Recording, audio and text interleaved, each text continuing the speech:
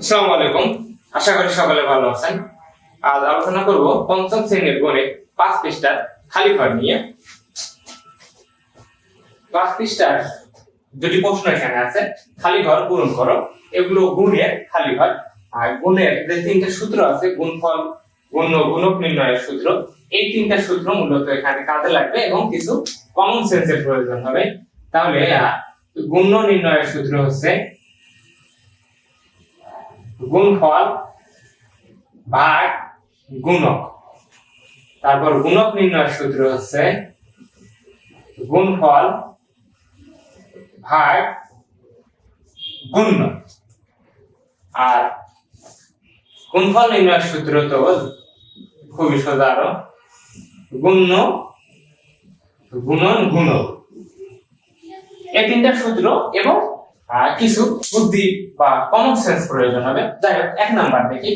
তাহলে এখানে 2 দুগুণে 4, 2 দ্বারা গুণ করলে 2 দুগুণে 4 হয়েছে, সেটা বসানো হয়েছে। এখন বাকিগুলো কিন্তু খালি ঘর, এখানে পুরোটাই খালি ঘর, এখানে পুরোটা খালি ঘর।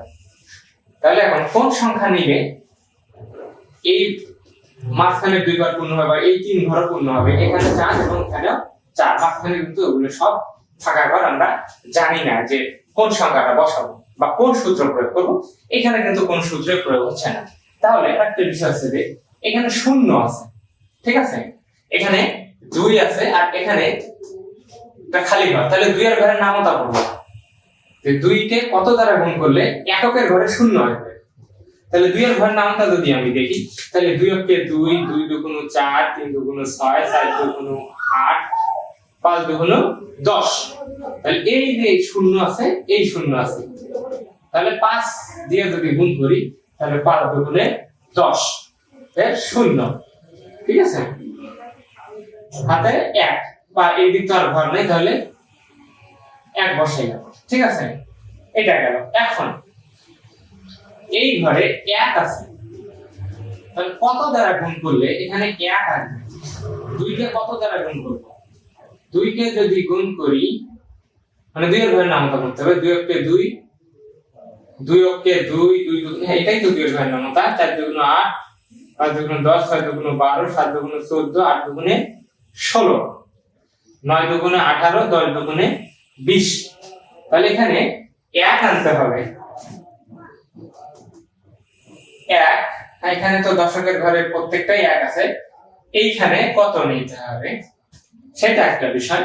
তার আগে এখানে 4 আছে, ঠিক আছে, তো 4 যেহেতু আছে তার মানে 40 পার হয়ে যাবে। এখানে সংখ্যাটা 4 আছে, 40 হইতে হবে। এই যে এখানে 4 আছে, সাইডের পাশে যদি 0 দেই 40, 1 দিলে 41, 2 দিলে 42, তার মানে আমাদের 5 কে এমন একটা সংখ্যা দ্বারা গুণ করতে হবে 40 পার হতে হবে, ঠিক আছে। 40 8 দ্বারা যদি গুণ করি, 5 8 40, এখানে 8 নিলাম, 5 আসছে 40, কিন্তু এখানে আরো 1 আছে 41, এটা দিয়ে আগে গুণ করি। 8 দুগুণ 16, 6 হাতে রইল 1, 5 8 40 আর 1 41, এই 41 এর 1 এখানে আছে, এই যে সাইড লিখলাম। তার মানে এখানে 8 নেওয়া যায়।